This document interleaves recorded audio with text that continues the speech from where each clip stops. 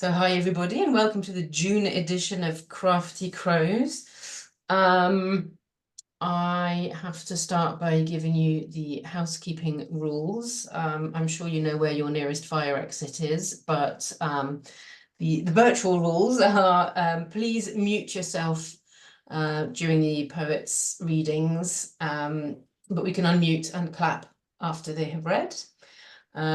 As you will have heard, the event is being recorded, so please only share poems that you are happy to class as being published. Open mic poets, please keep your 3-minute slot. Our headliner, of course, will have longer. Please feel free to use the chat to share bios, books and events, but also comments and thoughts. I know that people always enjoy hearing or reading other people's thoughts on their poems. And the Gloucestershire Poetry Society is volunteer-led. So if you've got any spare pennies or, Gerald, your £2,000 check, please consider making a donation or joining with a membership. It's a lovely group, and I encourage you to join because you also get some perks like free entries to competitions depending on the tier that you go for. Hi Michelle, welcome.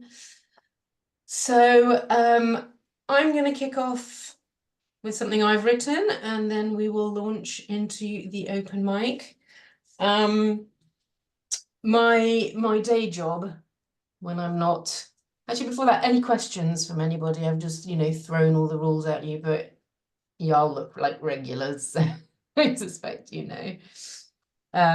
So yeah, in my day job, it's very corporate. It's a very corporate world, and with corporate comes corporate bullshit. So over a number of years, I have been collecting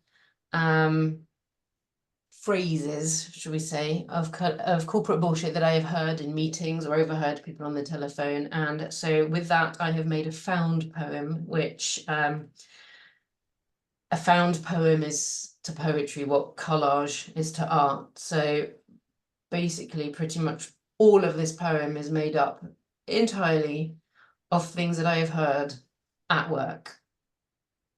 Here we go. Hi, welcome to ClearSpeak. We're delighted to have you on our team. Let me show you around. The coffee machine and the water cooler are over there. As you can see, there are some itchy conversations going on. That's because Jim's been doing work on the sniff of an oily rag, and he's not boxing smart vis-a-vis if, when his transaction is going to happen. The other party can't do it. They're basically eating their own lunch. But we still need to grow new legs for the stool. You can't be half pregnant, am I right? That bank of desks is where the finance team sits. It's year end for them, so they're back into the muck and bullets of what's going on. There will be endless noise around the edges, so they need to create a better bathtub. Last year, they were doing some kind of jiggery-pokery with swapping accounts, and then it fell out of bed. This year, they need to decide, is it a religion or a hygiene focus of our business? The investment team are over there. They've teed up a few potential deals and need to pull the trigger on them, although it's too early to jump on one horse because there are too many legs hanging down. They should row their boat alongside all that, but shouldn't bet the farm on it. Thankfully, they're looking at things in more granularity now, as recently they had to abort an acquisition because the other side were eating our lunch. They really need to get all the horses into the paddock before they go ahead. This is your desk. You'll be working closely with me on Project Yellow. And it's important we open our kimonos because in this business, when things unfreeze, water will flow. I think we should allocate the work 50-50 so we don't disturb the dance floor. I mean, there are no burning platforms, but we all need to be kicking with one foot. Although we mustn't forget that not every ball is a coconut. Going forward, there must be concurrence on criticality. We're not just pregnant, we've had our children and must now look after them until we sell them. That's why it's great to have you on board with us. I'm hoping you'll be able to give me some colour on the angle. We've created an even bigger mouth, so we need to chew harder. So it's over to you now. I need you to find out what legs are hanging off things. Are they the horse's legs or the rider's legs? Do they share legs? We know for sure that they're hairy legs, like a pregnant coconut, which means things can only get itchier. Are we therefore having a noisy lunch in bed? If so, are we chewing a frozen angle? Does that mean it's time to trigger the muck? Or should we wait till the bullets hit the hygiene kimono? And finally, should we eat our children? Should we put the farm in a bathtub of oil? Or should we sniff all our boats in the burning dance paddock? There you have it. It's pretty straightforward, don't you think? I'll need that on my desk by Monday. Thank you. And for those who've just joined and think I'm gone completely bonkers, that is a piece of writing made up entirely of corporate bullshit that I have heard in the last few years of my career. It's not complete craziness. Right. Thank you very much. It is time to kick off our open mic. First up is Naima Shamshoon. Please, round of virtual applause for Naima. Thank you. Once I was 17 and married, grieving as the guests rejoiced, denied a voice or choice, dolled up on a maida and carried. Once I was a child with a child, fast-tracked into adulthood, afraid and unassured, sowing faith into Tuesday's child.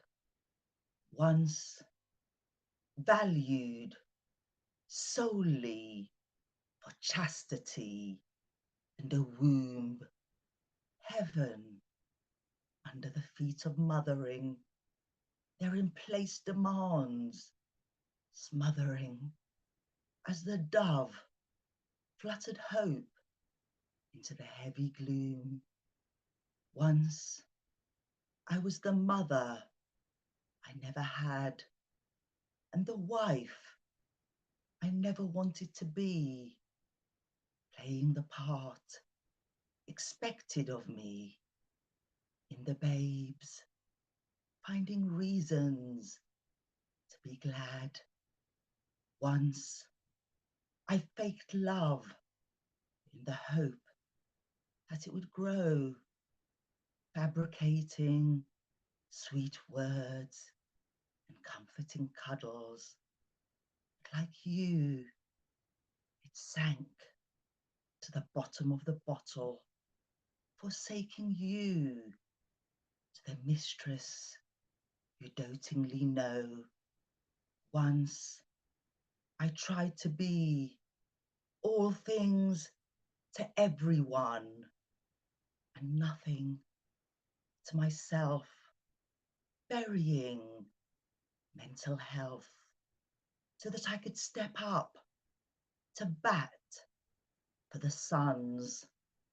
You only live once, but die 1,000 deaths, each time rising out of the ash, strong enough for once. Thank you. Fantastic. All things to everyone and nothing to myself. Yeah, amazing. Thank you. Thank you. Next up is Dan Mountain. Please, virtual clapping for Dan Mountain, please. Hiya. This is called The Invisible Hand. His taut white knuckles grip the phone's handset, a row of skulls, the gaps between flashing red lustfully with each bark of price or sale. Her knuckles fracture into blood-red rivulets while November frost seeps in through the gaps around the living room window. His fingertips, squeaky clean, flutter an awkward tap dance over the keyboard, entering digits, stretching zeros, swelling accounts. Her fingertips pinch fearfully, not at the toe tip of a dead spider, but another letter. Dire warnings daubed in blood on the envelope, shifting it to the pile. His palm inclines softly upwards, a soothing, reassuring gesture. It's just business, you understand. Gestures towards a box of quilted tissues. Her palms, perforated by fingernails in her closed fist, shake, the frustration, the indignity, the hand only opening to slot the key in the lock.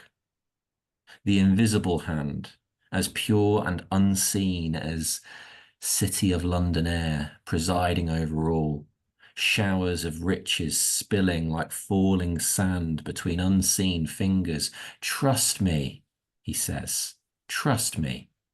You'll feel it one day.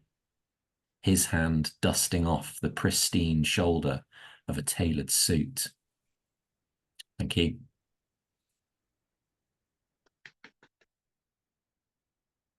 Wow, that's really clever. Reducing people to their hands. That's really powerful imagery. Love that.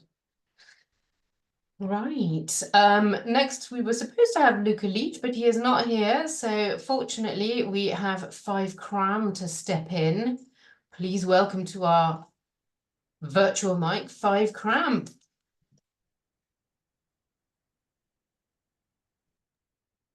Okay, hello.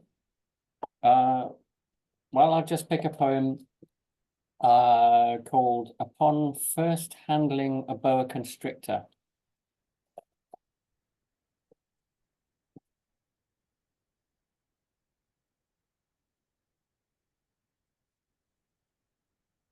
Upon first handling a boa constrictor.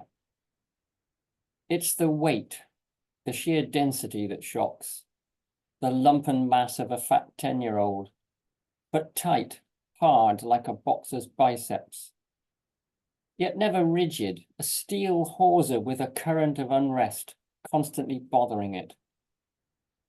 The ache in my shoulders, arms, back from meeting its gravity, this ancient stream of life in my straining grip.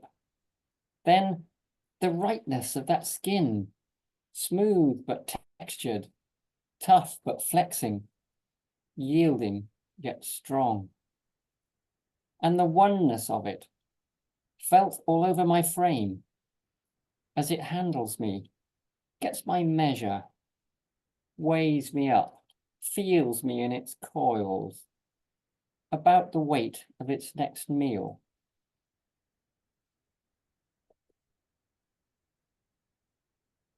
Gosh, round of applause for 5. I have never handled a boa constrictor a first time or a second time, but that was like really, I got a really good impression of what that might be, like what that might feel like. Really cool, thanks. Scary. Yeah, like Dan said, really tangible. I was like, yeah, powerful stuff. Thank you.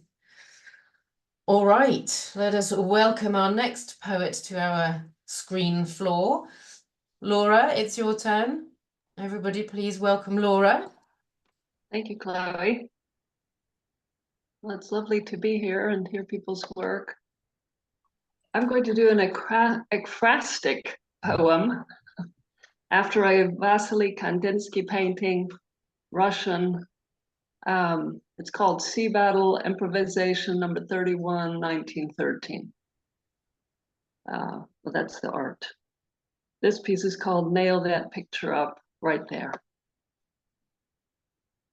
Everything looks better under the Kandinsky print. The problems of the universe back away in fast reverse. In the blink of God's own eye, paradise climbs off the hearse, holds the apple of despair aloft for all to comb its hair. Everything looks better under the Kandinsky print. Your hair, my eyes, the ladder, mud pies, bring that problem over here, hold it up, just right there, a little to the left, nail it. The golden highlights the city's gaze, what a transformation of our days. Oh, everything looks better under the Kandinsky print.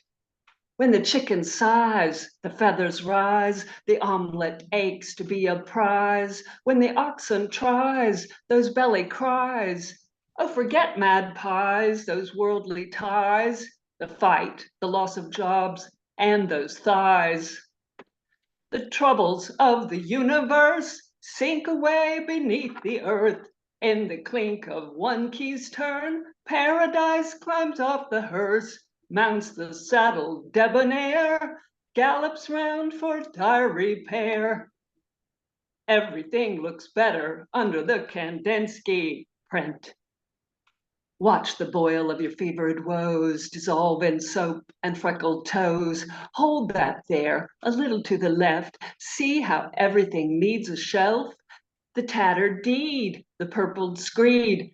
Under the Kandinsky, everything is seen.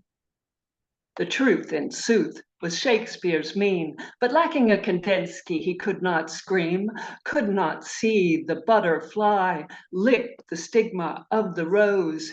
Oh, everything is better when crystallized and fertilized by the allegoried raw surprise, alchemy of sea and foam and ship that shine and fly in the briny rip. Everything looks better under the Kandinsky print. Your dare, my lies, the chatter, gray skies, bring that problem over here, hold it up, just right there, a little to the right. Nail it. The emboldened highlights the cityscape. What a transformation of our gaze. Everything looks better under the Kandinsky print. The false prophets of the night fade away in blinding light.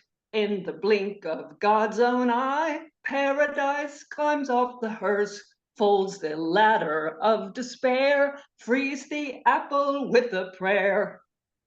Everything, oh everything looks better under the Kandinsky, even though it's just a print.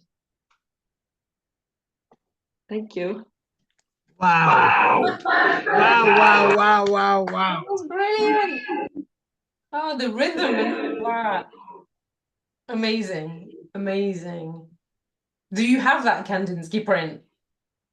I have a Kandinsky print, and I've had it for 30 years or so. Brilliant. That was epic. Thank you. From Paris. From Paris. All right. Well, next up is Gerald. Gerald, are you going to sing? Where is Gerald? I can't find Gerald. I think we've lost him. Oh, we've lost Gerald. Okay, we will hold Gerald for a second. Hopefully he comes back. Lucia, it's you next. If you're ready, everybody make some noise for Lucia. Thank you. I'm here. I'll read the poem about Sabina Spielrein, who was the first female psychoanalyst. Her story is in my poem. Sabina Speaks by Lucia Daramus. It's speaking Sabina. My name is Sabina Spielrein. Someday I was young, born in Rostov-on-Don, a shiny city in Russia, with flowers and a white cathedral in white color like a beautiful bride. That time I was very delicate and sensitive child. I was the first of 5 children, and my mind was too bright, with new and old languages, playing piano and singing in Yiddish, and studying Kabbalah with my grandfather, a rabbi. But in my house, in my family, I remember never I was happy. My father, now I understood, abused me, and also forced me to endure an extremely harsh upbringing, tyrannized us. My mother beat me severely. My only single friend was my sister, but she died by typhoid. Death in my brain. My father punished and abused in my brain. My mother beating in my brain.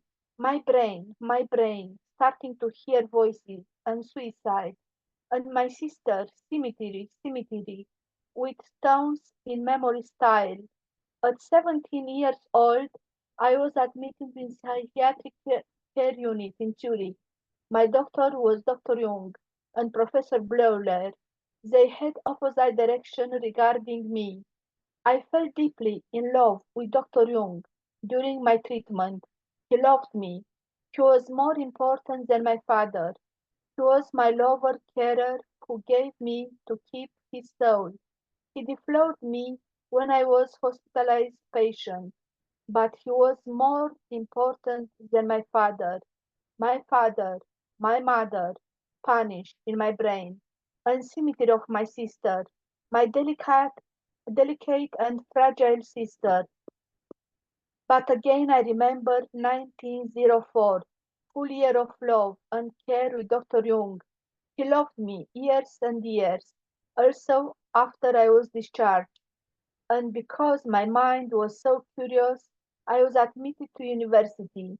No friends, only that time my Professor Jung. I was only a child, and he loved me as a child, so young and brittle, but again frail and unsecured. A scandal, a huge scandal in Zurich and Vienna about us. That time, to save his marriage and career, my lover Jung and Professor Freud plotted against me. I was only a woman, a young woman alone in the world, deflowered by Jung at 17 years old. I wanted to die. I was so confused in my mind. Again my mind. My man who kissed me, my doctor who gave me to keep his soul, plotted against me. Injustice, again, against of a woman. My name is Sabina Spielrein. You, if you are listening to this, and if you are a woman, your name can be Sabina. I wanted to die, but let me speak. I will say you another story, no more different by my story. I am a prophet. Now Sabina speaks. For coming years, but over years, a young lady will cross the same story. Her name is Lux Lucis, and now beyond her grave, Lucia speaks. Thank you.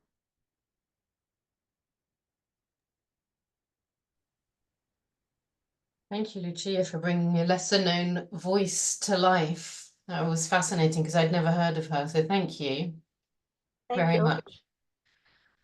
Gerald has come back. Are you okay to share now, Gerald? Yeah, I am. My internet crashed, so I just hope it won't again. I'm going to do two short poems. The first one Round is... of applause for Gerald first. You're entitled to a welcome as well. Sorry, the first one is I was looking at all this coverage of D-Day. We're kind of into it, and looking at the picture that made me write. This is called Photographs of Destruction. When you see photographs of destruction, you see destruction as it is. But then I think, what if I saw my house destroyed? All those careful moments, sanding banisters, my choice of curtains, the lining up of old books, the relining up of old books. That would be different to what I see in photographs of other people's rubble. I find that bodies are ubiquitous, whether from genocide far off or threats close by, historic footage or present catastrophe. What makes the difference are the things that don't matter. The clocks on the wall, the toy cars, the detail of someone else's construction compared to ours. Because these days there are so many photographs of destruction, so many similarities between them, so much which unites from dust to tears, to strangers' faces. You have to find the differences, establish distance from where you watch. But what if we could touch the still warm bricks, feel how it might be our house one day? How our perfectly organized security might be disrupted, our grief clipped and flashed and preserved in one small photograph of destruction. I wonder how many photographs we would delete without looking if one of them was ours. So that's the first one. And the other one, to the short, I don't know if you're a fan of W.H. Davis, anybody, but I am a great fan of his, the poet and Supertramp. And this is a more positive poem. I didn't want to just leave you with that. It's called Brooks, etc. and I wrote it in the Lake District. The brook hasn't got a bus to catch, the stream hasn't got a time to match, the river hasn't got a place to be unless you count the patient sea. The trees haven't got a pressing date, the birds aren't spinning a number of plates, the bluebells do what bluebells do, they didn't make plans before they grew. The sky up above shows no fear, whether it's sunny or rain is near, the mountains frown as they always will, it doesn't mean good and it doesn't mean ill. But still you stroll with worries round your neck, even though nature doesn't give a heck. Isn't it stupid to fuss and fret? How many days are you going to get? Follow the advice of the water and the air. Breathe in deep and breathe out care. Tomorrow will bring what tomorrow will bring. Today you're surrounded by wonderful things. That's for W.H. Davis. And any of you who know him, if you don't, look him up. Fabulous, another amazing rhythm poem, and that first one was really well observed, the other people's rubble. I'd never thought of that, but yeah, really, really powerful, really powerful. Thank you. Okay, gosh, we're racing through, time is flying. Next up, please make some noise for Frank McMahon. Hi, good evening. Hello. Hi. Two short poems from my recent book of poetry that came out in April. First one is Fire Raising. Start with the fires. Allotment sheds, 4 until they caught him. Start in his blank-walled room with shrugs and mumbled words, eyes staring at the floor. Start with the sheds he chose, a history of verbal maulings, knuckled blows, the estate's small wars, its local justice.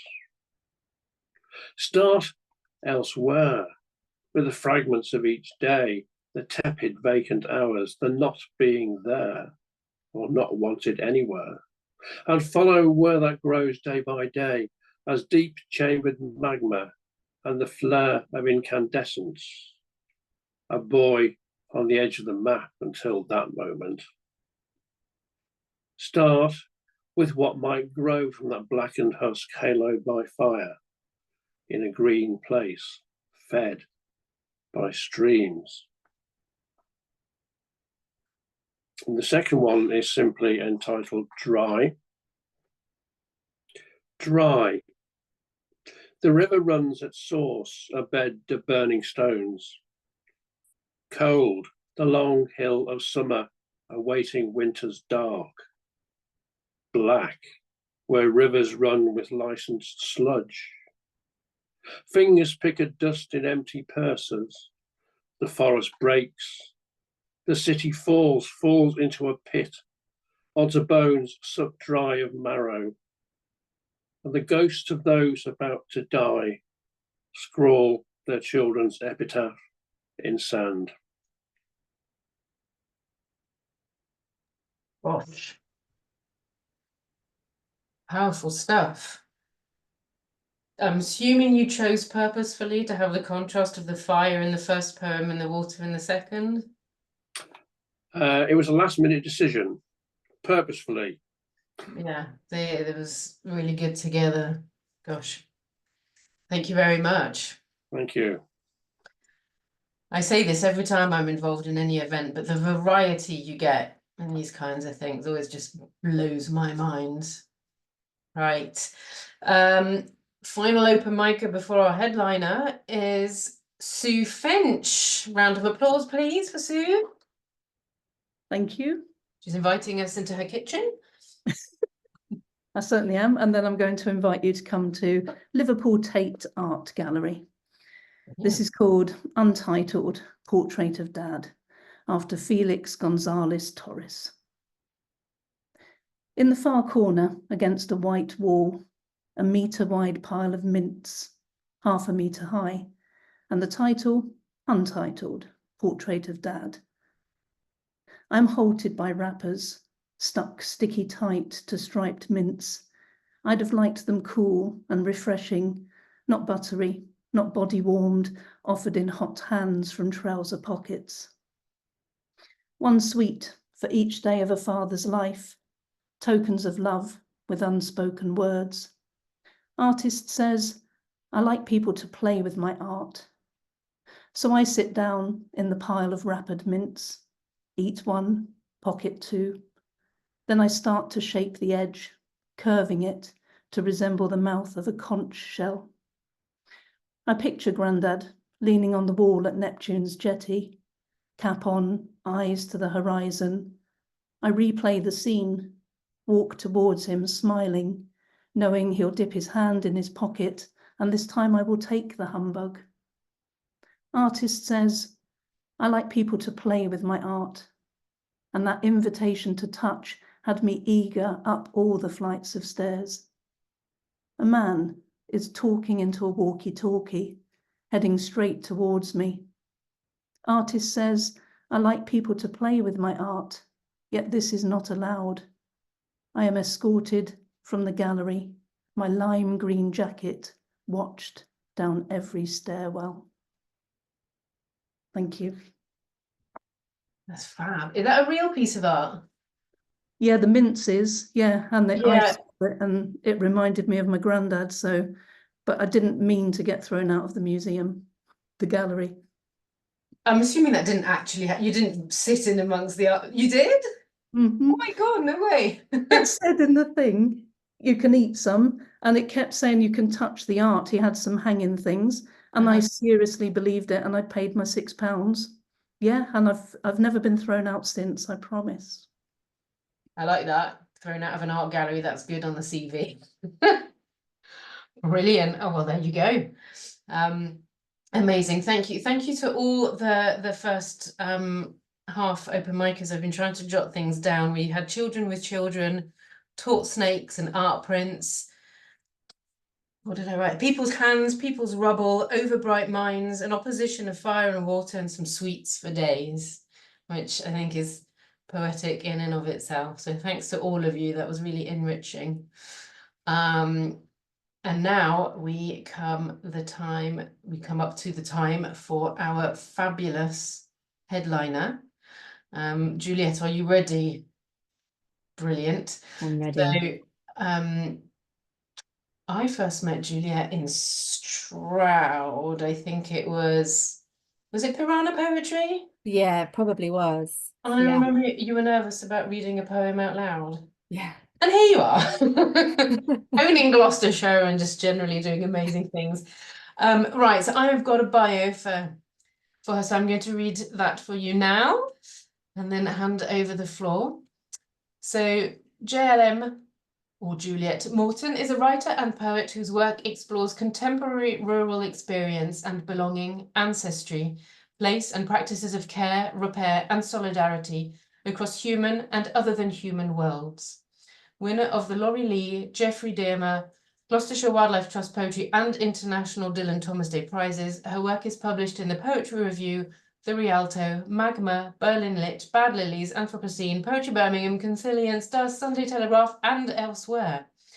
Her work has been anthologized in the ethnography Living WithWater, Manchester University Press 2023 and Places of Poetry, Oneworld 2020.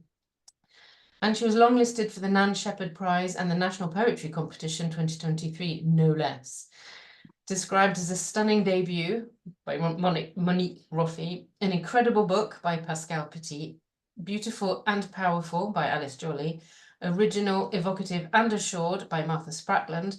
Her first full poetry collection, Red Handed, is forthcoming with Broken Sleep Books.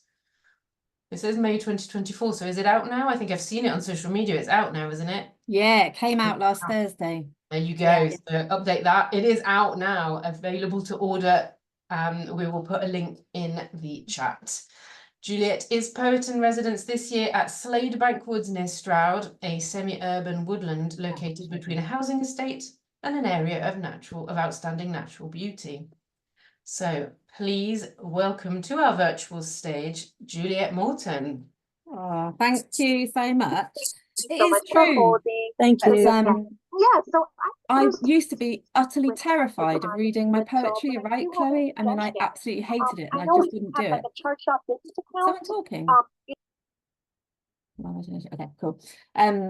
Yeah, no, I used to be absolutely terrified. I've got over that fear now, but for a really long time, I didn't want to read my poetry in public at all. And actually, it was Gloucestershire Poetry Society who like really gave me that early confidence boost. And it's so lovely just seeing the interaction with everybody on this group tonight. Like, it's so obviously a brilliant community. And I just feel like this is what true poetry culture is. It's DIY, it's grassroots, it's people sort of supporting one another. And I honestly think that if I hadn't have had that early experience of going, I think I went to Gloucester and I sat down and I did a little workshop. I think Jason was there and Ziggy was there as well. And I think I just did a little image about a cat and a teapot or something. And one of them said to me, you know, that's good, you know. And I was like, really? You know, and it was that first sort of proper, okay, maybe I will start taking it a little bit more seriously. So thank you so much for that. And also this collection, Red Handed, which did come out last week, I've actually sort of test driven like quite a few of the poems in the collection over the years at various GPS events. And so I thought, and they've changed, you know, I've edited them and they've changed and they've got to the point where they're ready for publication now. But I thought tonight I'd read some poems. I won't read those poems. I'll read the ones that I don't normally read and some of them that I've never read before as well. So I thought I'd sort of give that a bit of a bash. The collection is very, very sort of Gloucestershire based and sort of West Country based. And I'm really interested, I guess, in stories and voices and people who haven't really been heard before. And I'm interested in how rural stories, and Gloucestershire is a very rural county, and I'm interested in how kind of rural stories can speak to, you know, the minuscule details of rural stories can speak to these kind of big global sort of grand narratives. And so the first part of the collection does that by looking at the West Country textile heritage and its connections to the colonies and to plantation slave labour and that kind of thing. But it's also a collection about family for me. And it's about sort of tracing my ancestry through the textile industry. When I actually started this collection, very much setting out to write a set of poems about textiles, I didn't know at that point that I've actually got family history going back to 1540s Yorkshire in the textile industry. I mean, you know, how strange is that? And it goes up through Nottingham, up to South Yorkshire. And the family fortunes sort of waxed and waned over the years. And so I'm going to read a poem about that, which I've never, ever, ever read anywhere before. So here we go. I might get it a bit wrong, but I'll try not to. It uses an ancient sheep counting method, and that's what the Yanadik Tanadik, I know Frank knows that counting method. Yeah, so it uses that throughout. It's called Half Timbered Box. I crack off the lid with a crowbar, and air rushes out like rain-spoiled wheat from a chute. One sheep bolts out, then another and another with a muffled voice far away.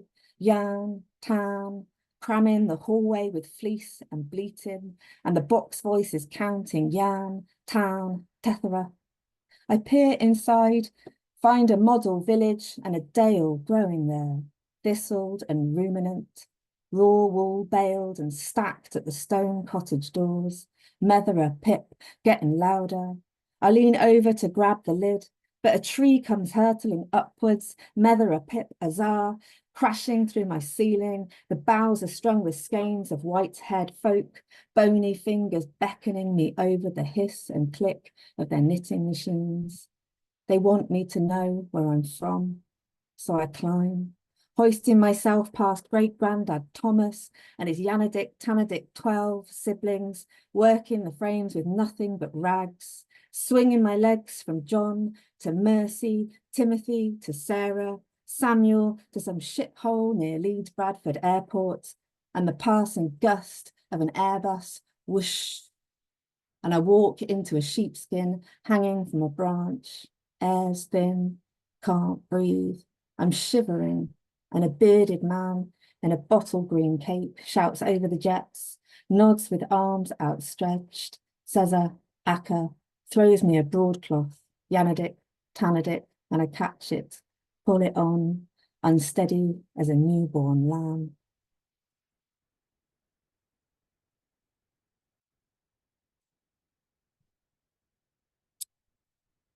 Some of my poems have got quite long titles now. And that was kind of, I know I'm amongst poets, so I thought I'd talk a little bit about the process as well of kind of putting the collection together.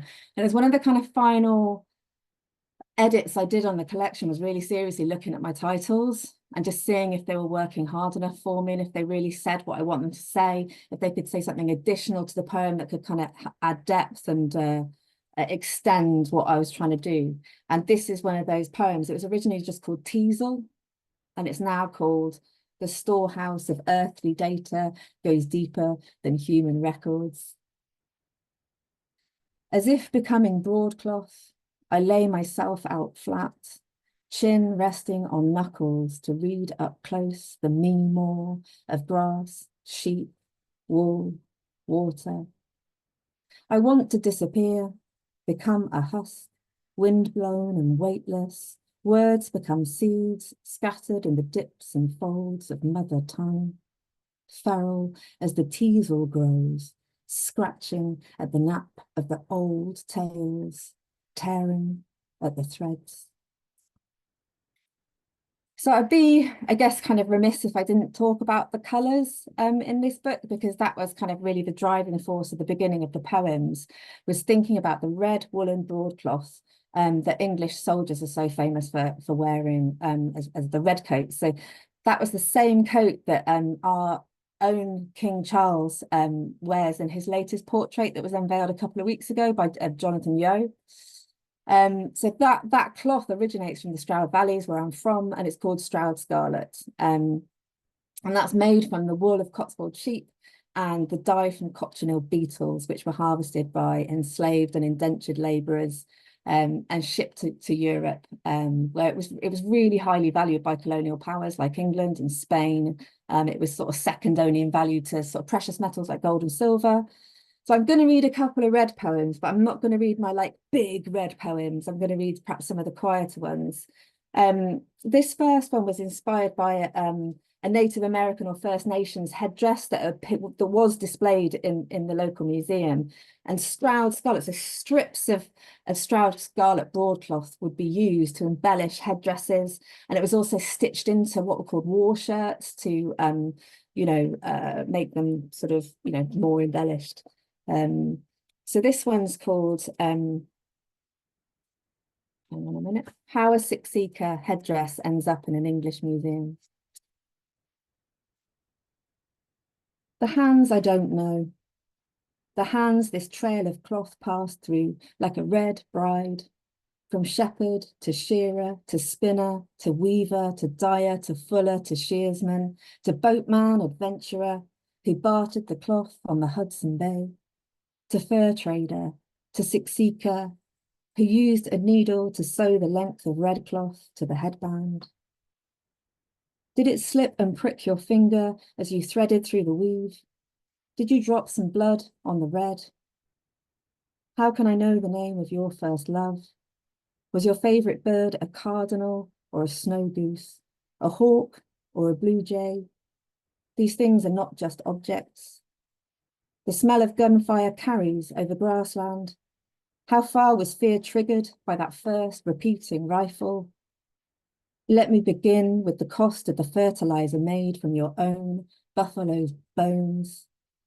Let me begin with something I don't know.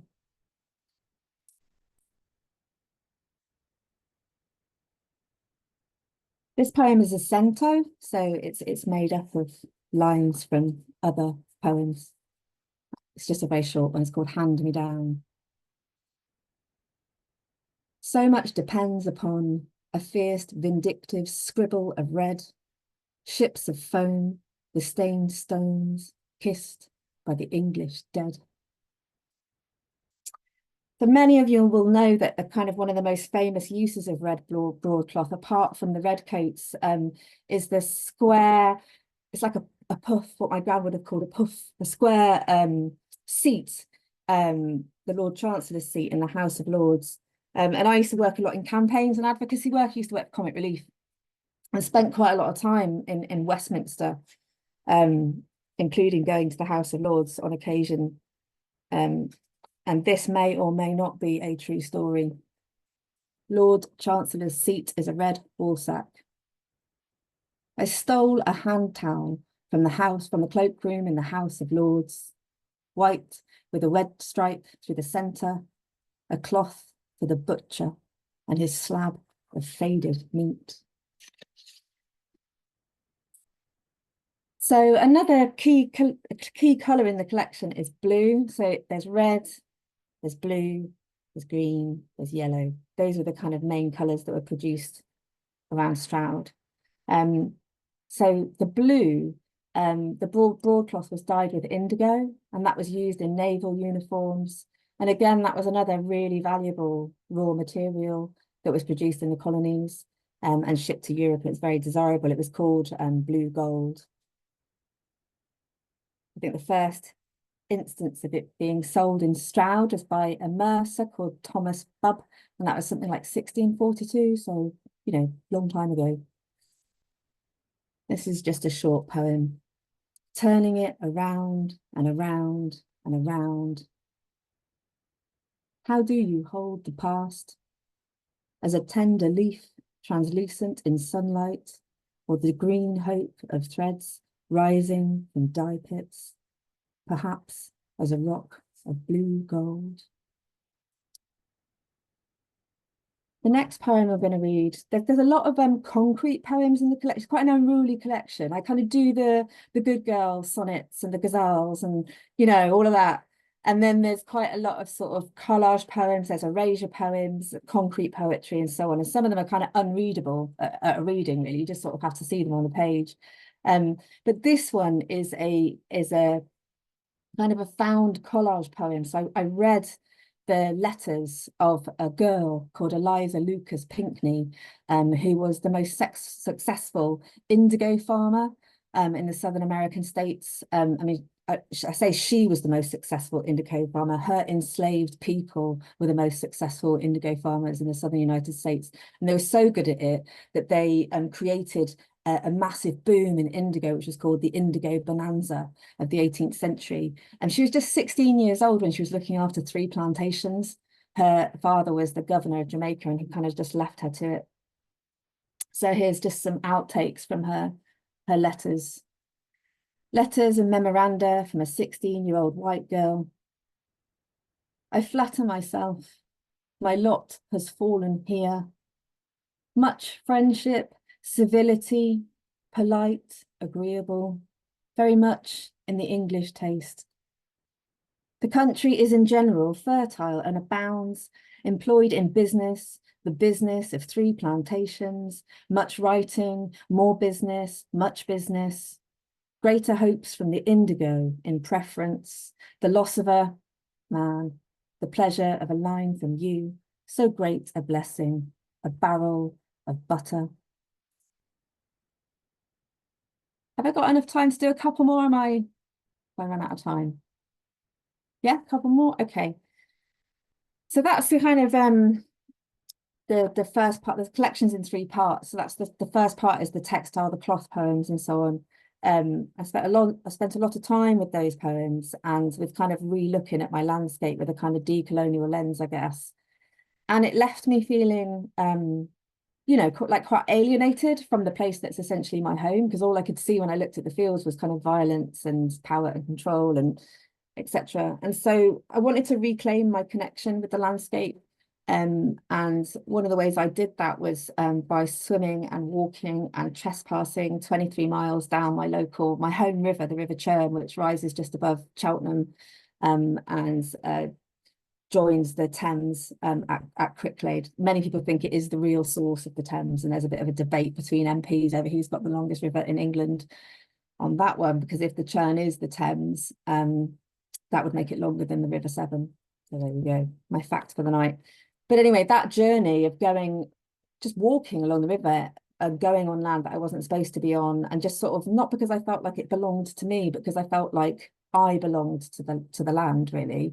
And that kind of led me back to myself, and also to the radical right to roam that I'd claimed as a child without really realising it. And later on as a raver, I was a big raver in the 1990s.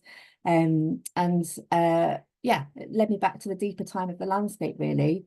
And I reached back to the first Iron Age settlers, the Dubonni, who worshipped mother goddesses along the riverbanks, and that kind of fascination with Neolithic burial grounds and kind of ancient inhabitants of the place became a lens through which I explore sort of family, belonging, and finding my place again, I guess. So I do look at it. I'm going to read 2 more poems. And I explore Neolithic burial grounds as part of that final section. And that includes the Toots at Selsey and Bellasnap at Winchcombe. And I kind of look at them as kind of sites of ancestral memory, I guess. And this poem is set at Bellasnap. Not that you'd know that if you're reading the collection, but I went to see my dad's grave one day, and this is kind of what came out afterwards.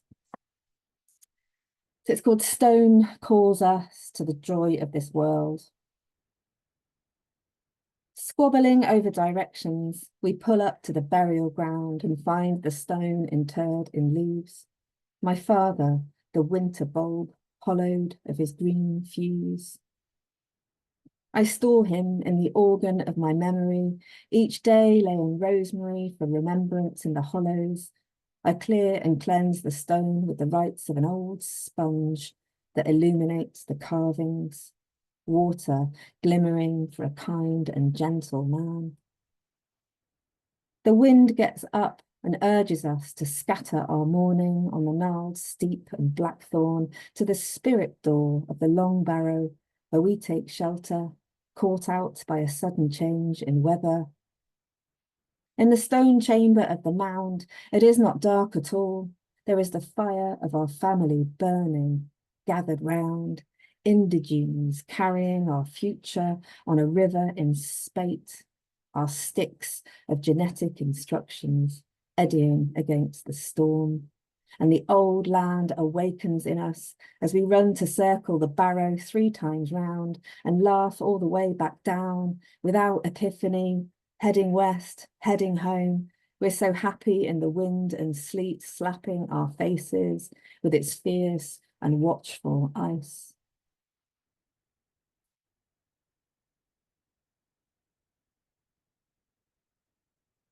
And then the last poem, with thanks to Jason for selecting this actually for the Gloucestershire Wildlife Trust's Poetry Prize.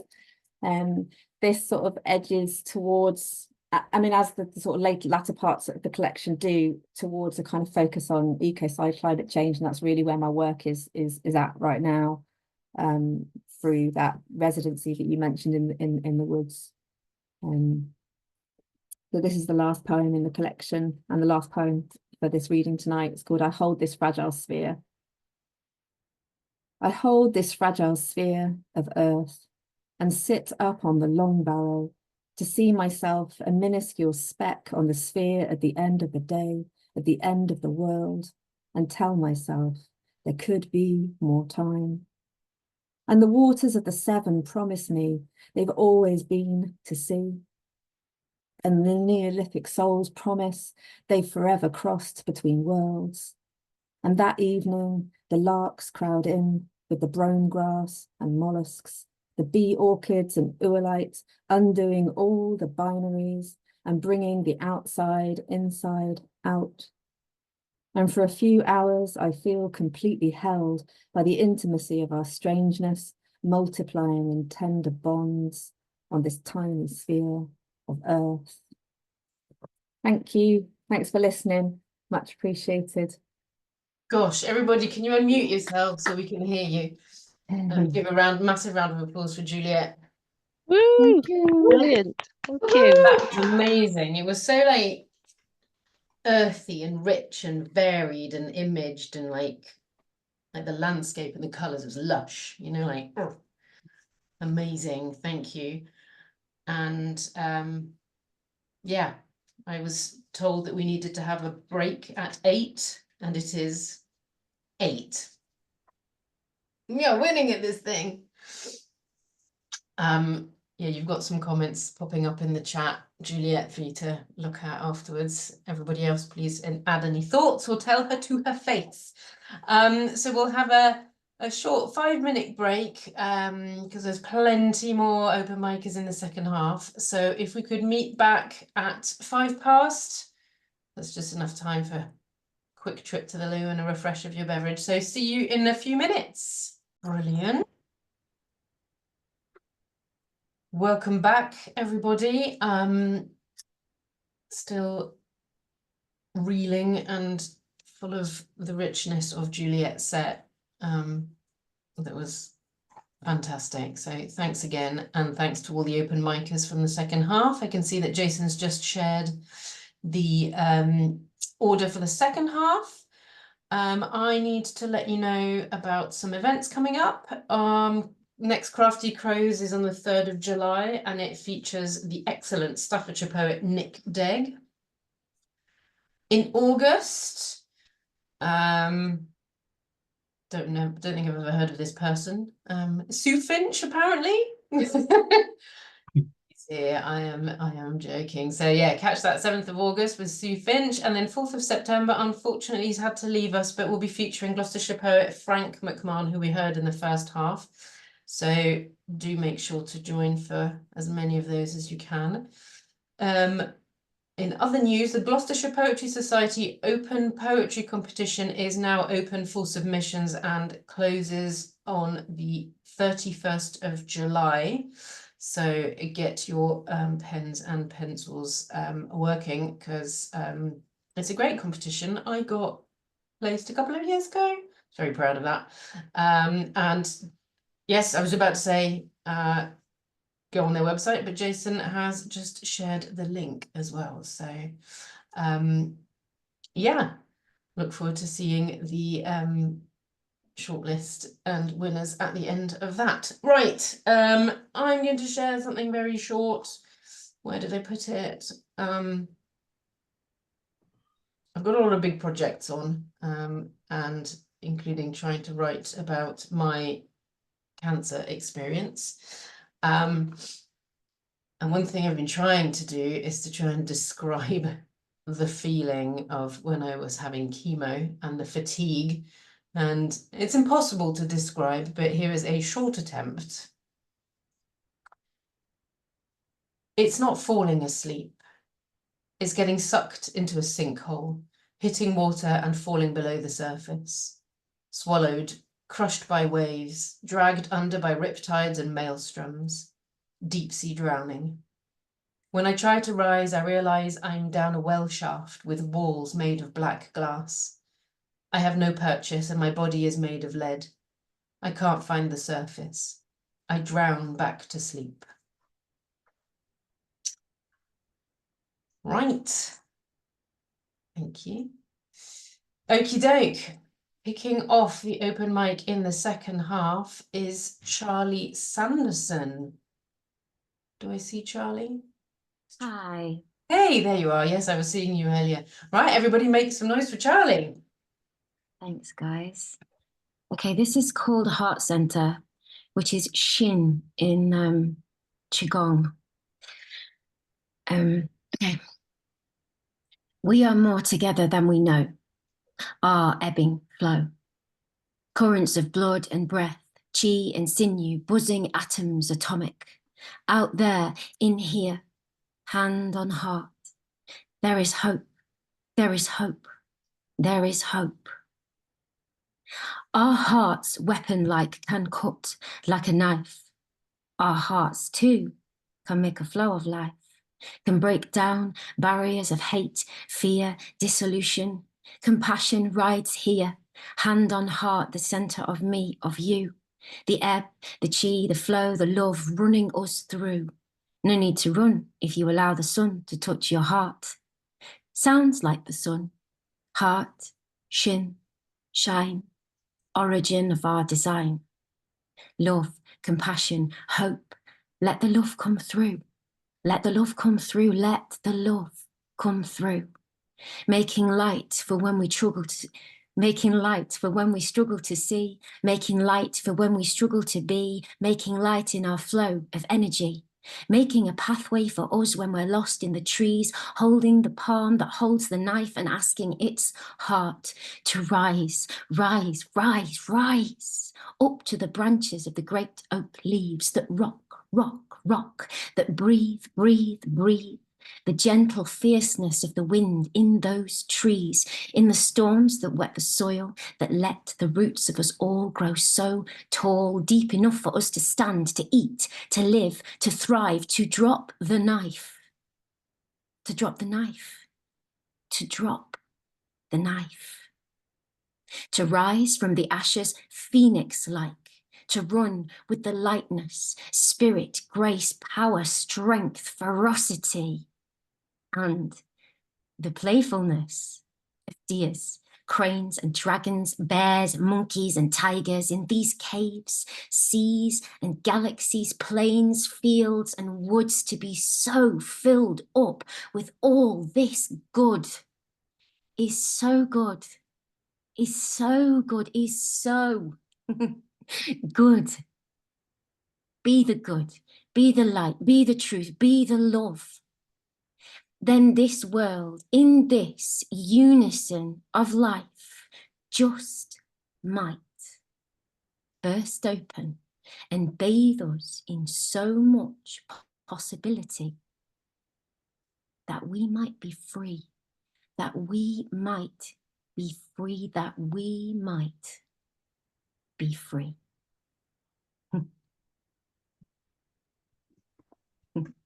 Round of applause for Charlie.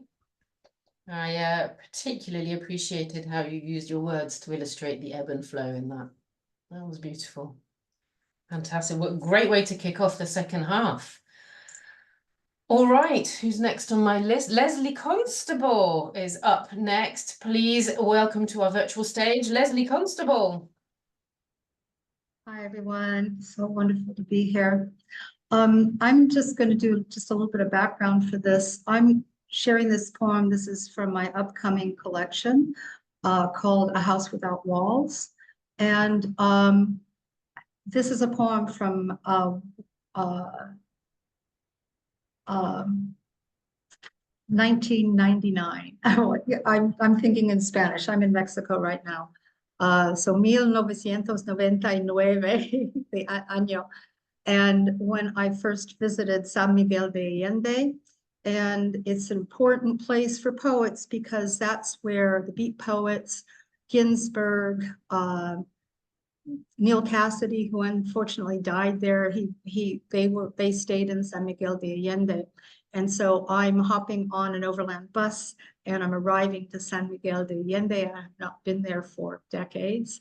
And a lot of writers there. I'm very excited about the energy of it. So this one is homage to it's called the parroquia, or it looks like a cathedral there in San Miguel. And it's called I Will Not Take a Camera. 1. I like my eyes. I like how my eyes work upon entering rooms that are vast or small, rooms that are indifferent. The light full throttle, the light piercing my eyes, or the light that is hushed, reverent, and gentle. I am given precious time. I ask for precious time. I have the precious time, the slow time of my senses. I give myself this time so my eyes adjust imperceptibly, moment by moment, and my heart beats more slowly, and I become part of the room. Through my eyes, I see everything. Everything as it should be, in space, swimming, and my heart beats more slowly, and I become part of the room. Through my eyes, I see everything as it should be, in space, swimming with my slow breath, keeping time with my heart, keeping time with the abundant trails of smells or whispers, points of light reflected, refracted, circling slowly as my eyes work, with great love and persistence, as it should be and as it is. The sounds I hear in my wrist, humming with the thick bones at my waist and with its dense flesh, my ankles, reminding me of how I walk or how I love to dance.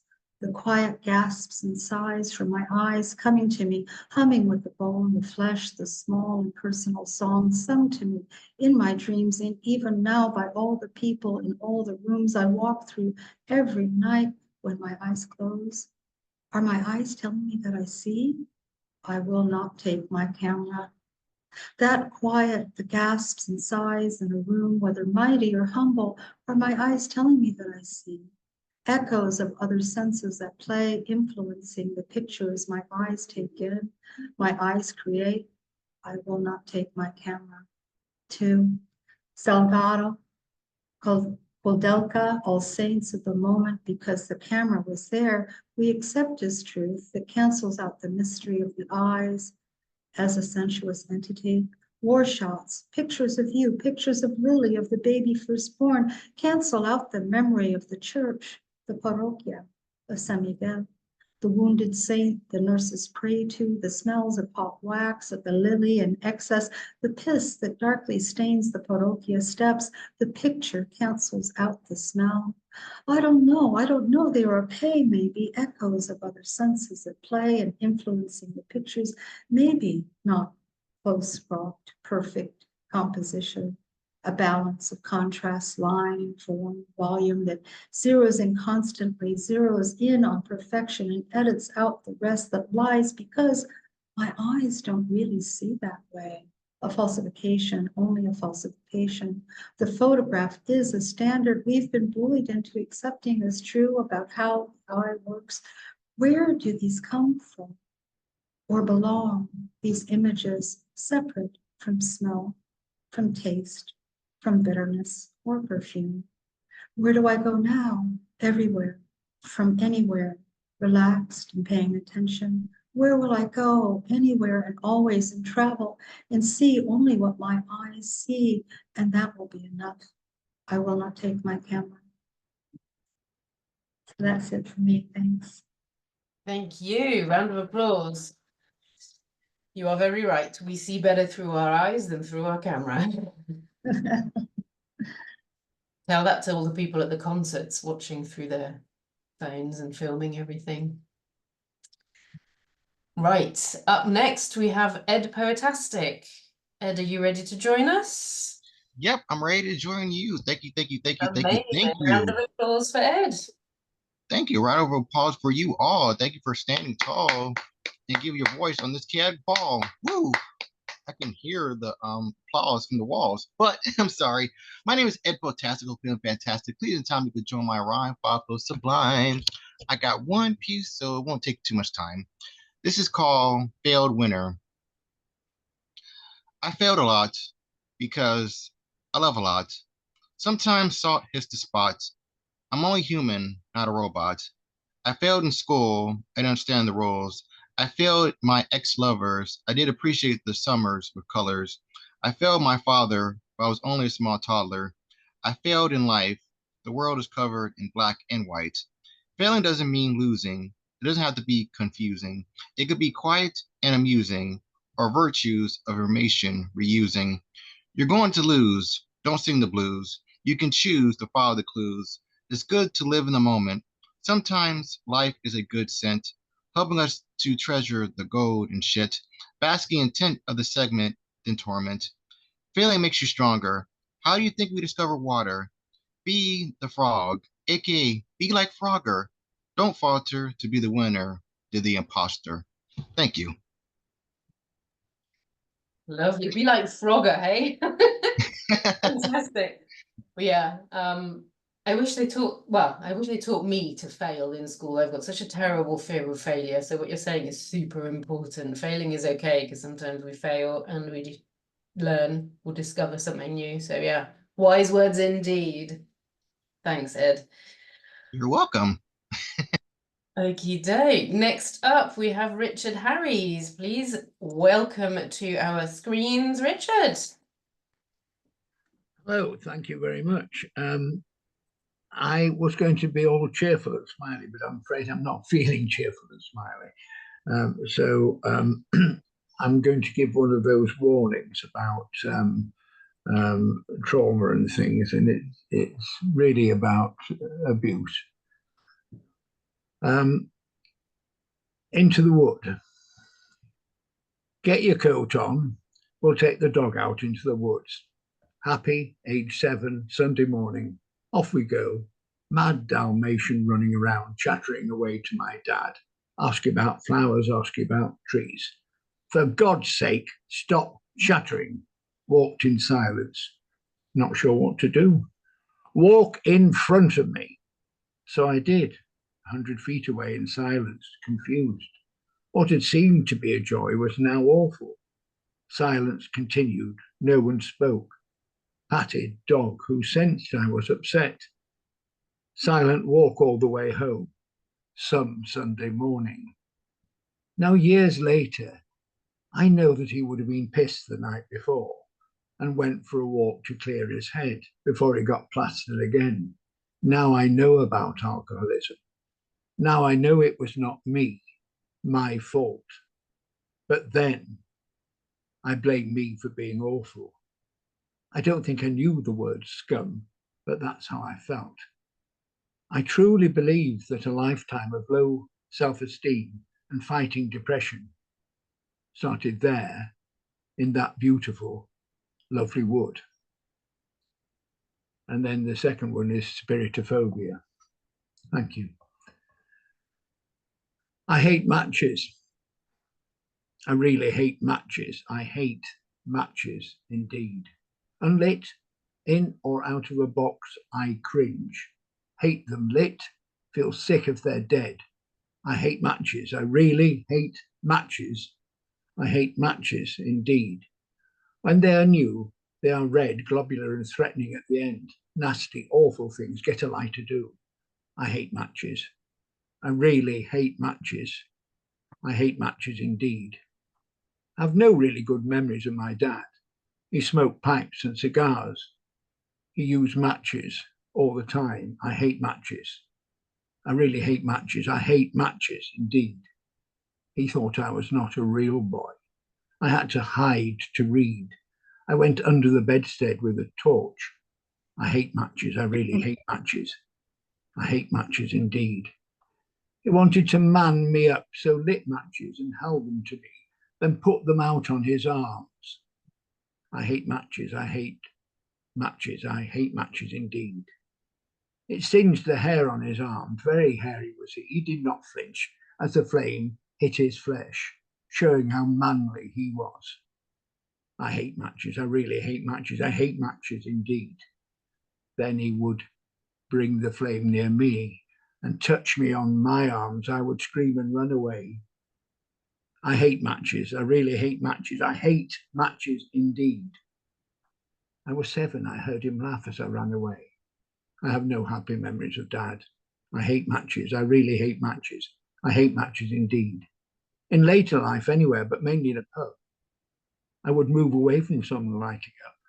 I hate matches. I really hate matches. I hate matches indeed. I would never have matches in my home, and that lasts to this day.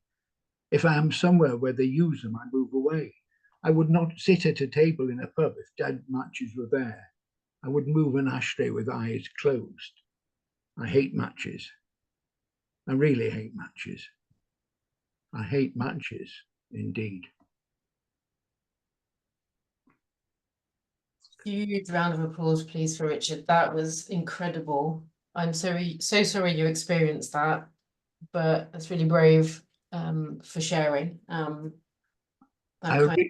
Yes, I originally wrote my poems about childhood experiences like that just for me, and then gradually I let close friends and relatives see them, and then kind of on Zoom since the pandemic we found this tribe, haven't we? And I feel safe to perform them now, and I find it cathartic. Absolutely, sharing is so, it releases so much, and yes, you are in a safe space, and it's amazing and wonderful, and this is what this poetry community does.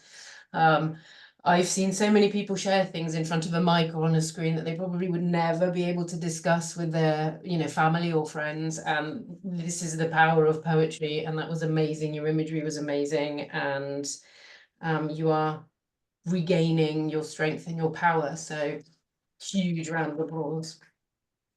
Thank you. All right, well, follow that, Ash. Please make Cheers, some noise. Richard. Pardon? Cheers, Richard. Yeah. Over to you. Yeah. No, please welcome to our lovely and warm and welcoming and safe space stage, Ashley Edge. Hi, everybody. I've got one for you tonight. It's one of my longer pieces rather than my babies. And I haven't done this one for ages, so I want to practice it. It's called Screwed. Oh yeah, content warning for swearing. There's a lot of fucks in there. Just, yeah. Screwed.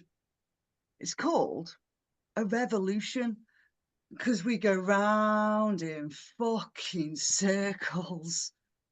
But I scream evolution because each time we stand and fight, we cause barricades to tumble so the world grows more enlightened. It ain't a circle, it's a spiral that kills out and tries to screw us. Wisdom coats acceptance of minorities, diversities. Knowledge knocks down ignorance as sheep become snowflakes, everyone unique. But as our voices grow louder, reach into every household, the might of the right is condoned on your screens. It puts its thoughts in your hearts and tries to trick you back to hatred. It ain't a revolution because it ain't a fucking circle. It's a spiral that contracts like a spring with barbed edges. Wisdom means acceptance of minorities, diversities, but ignorance abounds every corner of this globe.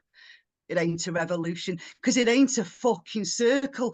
Blood-coated ignorance from death-tainted leaders are like fleas in your ears as you fight to be our ally.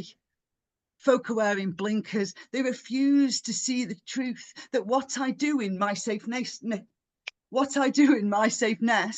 none your fucking business. Folk are wearing muffs. They refuse to hear the truth that what I do is not a sin. So it's time we shout enough. I'm baffled beyond words by the hatred for the other, by the vitriolic anger that bleeds from our earth like a wound that won't heal as it tries to devolve us.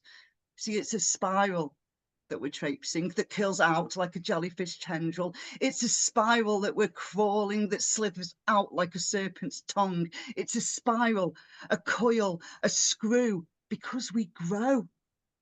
We bear our scars with outward pride as we beg on bended knees. We hide our scars and inward pain as we try to be treated equal.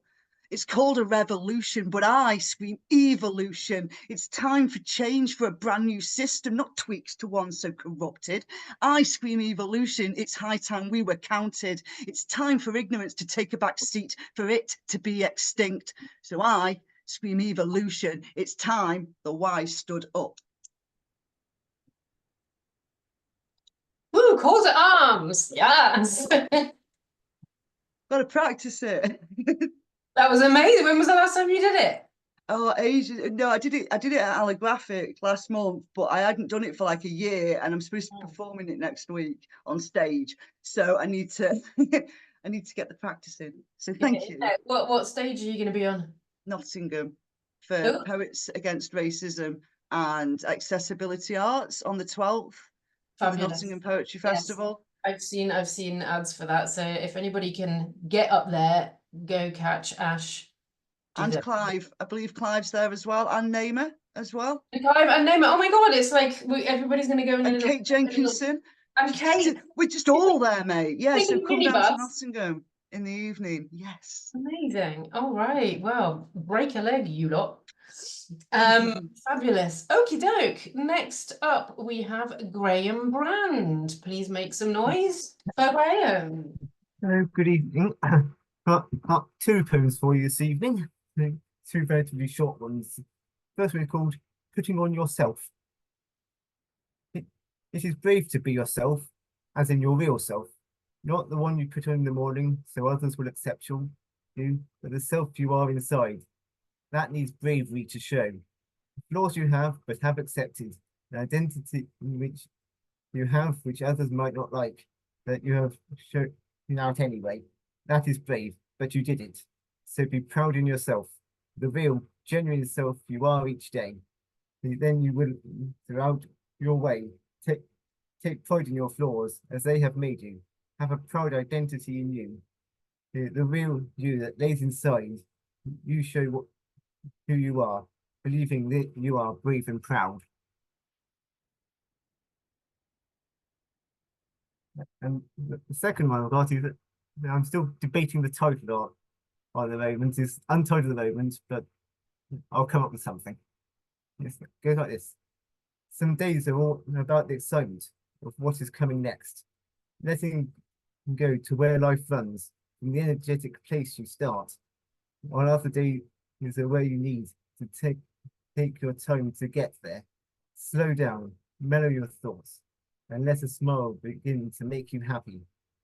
There is pleasure in the state of slow thinking. One day it may be best for you to be Tigger, while another day it is Eeyore. They're able to change from dashing around madly with the joy of a brand new day to the reflective melancholy that verges on grumpy, but never staying in either for too long for the risk of being stuck. And as then you may lose the solace of silence or the exciting, loving joy of others. Best to love the excitement while it lasts, than learn the truth from self-reflection that there are many states of you. Wise words, wise words. And I also have a little friend that lives on my desk. He's called Eeyore. Oh, Eeyore. Hi, Eeyore. I had an Eeyore. I don't know where he's gone. But yeah, absolutely. Amen to being yourself. And again, this is the sphere where we can be ourselves, hopefully, and share who we are. And don't worry about a title. As Juliette said, it'll come. You've just got to find the right one. But it will come. Okie doke. Next up, the great privilege of hearing the infamous Jason Conway, leader of us mere followers of poetry of the Gloucestershire Poetry Society. Please make some noise for the wonderful Jason. Thank you very much. And what a wonderful night. Absolutely wonderful. It's the reason why I get up in the morning, to be honest. I've got two new poems, both on a neurodivergency theme. In a quiet corner of a sensory garden rests a mind in search of mindfulness. On an uncomfortable weathered bench, grounded feet ache through rubber soles on a scattering of mosaic stone paving. Traffic hums from a distant road. Rackets donk in a nearby tennis court. Shoes scrape along a compacted path. Teens thud a football in a bandstand. Children squeal and parents bark. Bees and flies race over fanfare flowers. Ants and spiders rush over ground. Blackbirds whistle welcome and warning. Dog collars rattle between sniffs and growls. Wind makes trees maraca in the park. Mallards quack in overhead flurries. Plants brush and twist in jostling crowds. Clouds streak and smoke the busy sky. Crows argue and jackdaws chatter. I dare not close my eyes to disturb this peace. And my last one is called Yellow Soft Top Mini. In this game, you say what you see. One hit for a yellow car, one for a soft top and one for a mini, plus multiples count and no returns.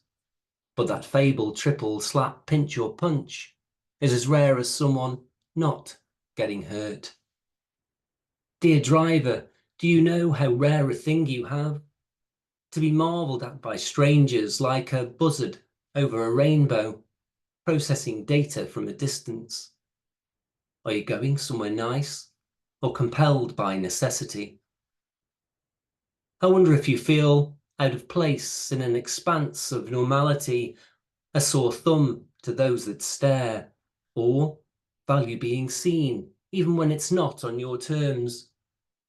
When acknowledged, Do your ears sting, smacked by sound waves, like us with ASD, that know one person with autism is one person with autism, as unique to each other, with a preference to blend in, until forecourt promotions. The 1% existing under radars, tap, tap, tapping ourselves for recognition. Thank you. Fabulous. That's great illustration of the world of autism. The sounds. Yeah. I was just writing a line down because it really stuck with me. Ears sting with a smack of sound waves. Like the alliteration on that. So good. So good. Thank you, Jason. Okie doke. Next up we have Kate Jenkinson. Please make some virtual noise for Kate. Inspired by you, Chloe, I've picked a poem that I wrote at Clive Oseman's workshop and decided not to send to Ashley Edge's All About Animals anthology. So it's going to be read here. It's called Business Idioms for Dummies. The elephant in the room was most perplexed at being there, said, "Why is it such a squeeze? And who's planning to eat me one bite at a time?" The fat cats complained there wasn't enough room to be swung, especially when they'd let the last cat out of the bag, because the elephant was getting in the way. So they decided to put the cats out amongst the pigeons, but they made a dog's dinner of that. And the top dog said, "There's more than one way to skin a cat," which was the last straw. And the last thing we saw, the elephant had trampled all the profits. The managers were fighting like cats and dogs, and the pigeons had taken over, whilst the cash cows had all been milked dry. So we've all gone to the dogs now. I love that.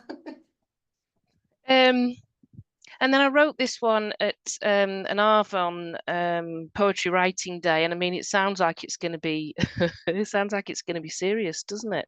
I can assure you it's not. It's called Ode to the Demise of Poetry to Inspire Human Potential in Business. I'm going with the business theme again, Chloe. You may win a Nobel Peace Prize, but you'll never matter in my eyes. Your words scatter on barren soil. You find emotions and creativity in workplaces I'd rather they wouldn't be. Just replace your empathy with toil. Your poems might be described as cathartic. Your rhythms and rhymes seem chaotic. You'd be better focused more on efficiencies. I can't see the point in your metaphors. When everything else has been accounted for, your poetry is meaningless and doesn't please. So take your words and simplify them, do more tasks and amplify them. Let me see you really sweat, work harder on making profit for me. I'm not interested in poetic truth and beauty. Have you increased your work rate yet? Oh, the irony of this verse, declaring poetry's death is perverse. Whilst making this proclamation as an ode, I want to bury all your souls in soulless work, become living ghosts. And yet, I'm the one whose soul is sold. Thank you. Oh yeah.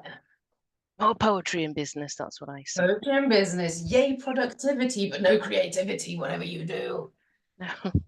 Yes. Yeah. Thanks. I relate to a lot of that.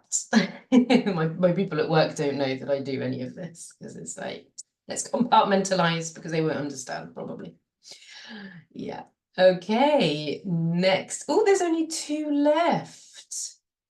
Okay, well, penultimate open micer of tonight is Doc Janning. Please make some noise and welcome Doc Janning. Thank you. Thank you. My first poem reflects the way I've been feeling lately. I am afflicted with major depressive disorder, CPTSD, and a touch of Asperger's syndrome, all due to abuse as an infant and small child. Fata Morgana. Evening, a breeze flows down the street, carrying voices, calls of birds, sense of life and growth, and a hint of music. I see folks on bikes and afoot. Night is but a rumor on the horizon.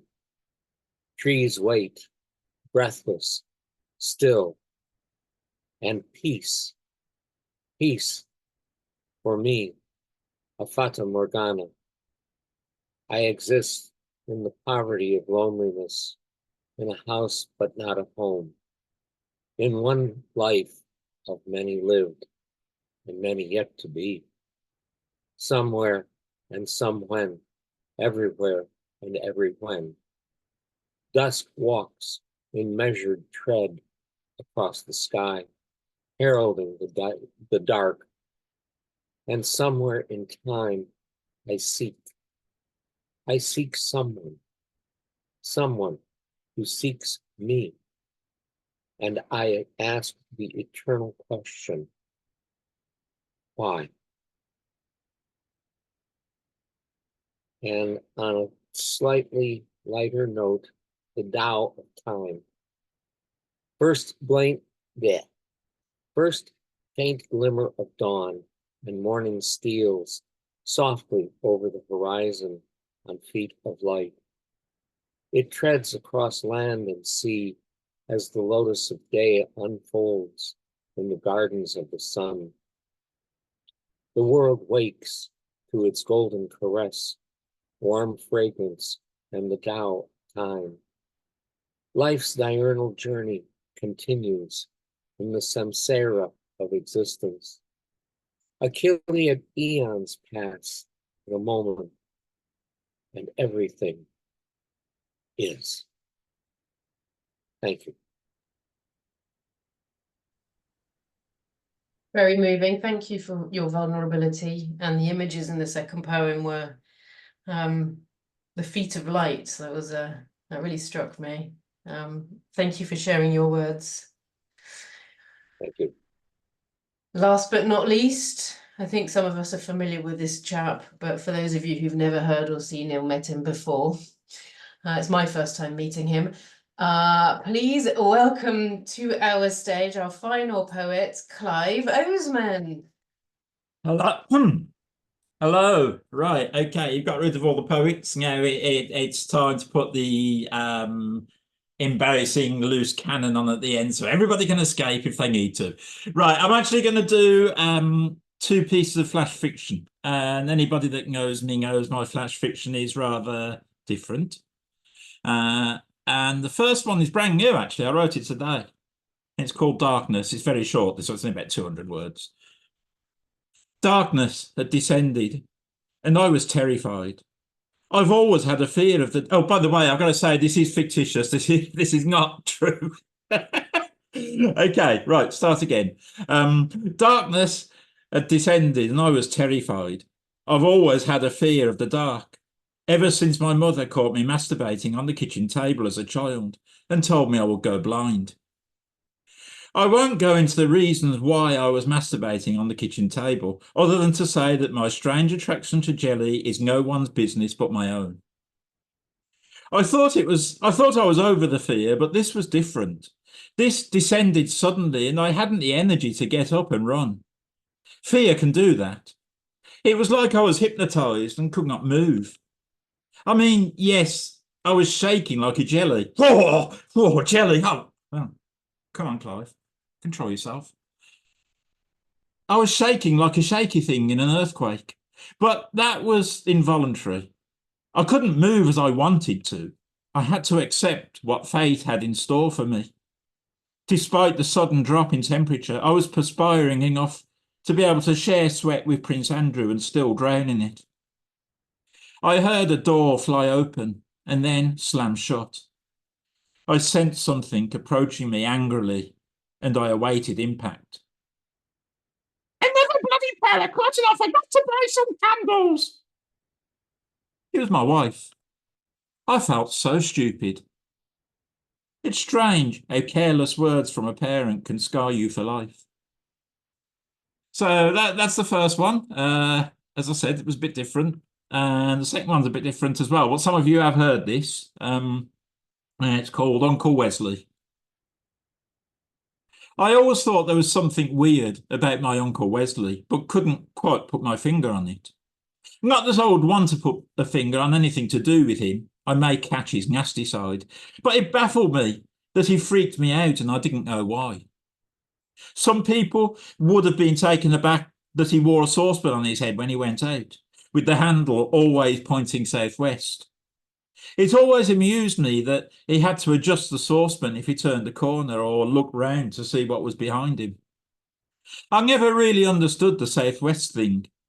He did try to explain it to me once, but I got lost at the bit about evil spirits in Devon.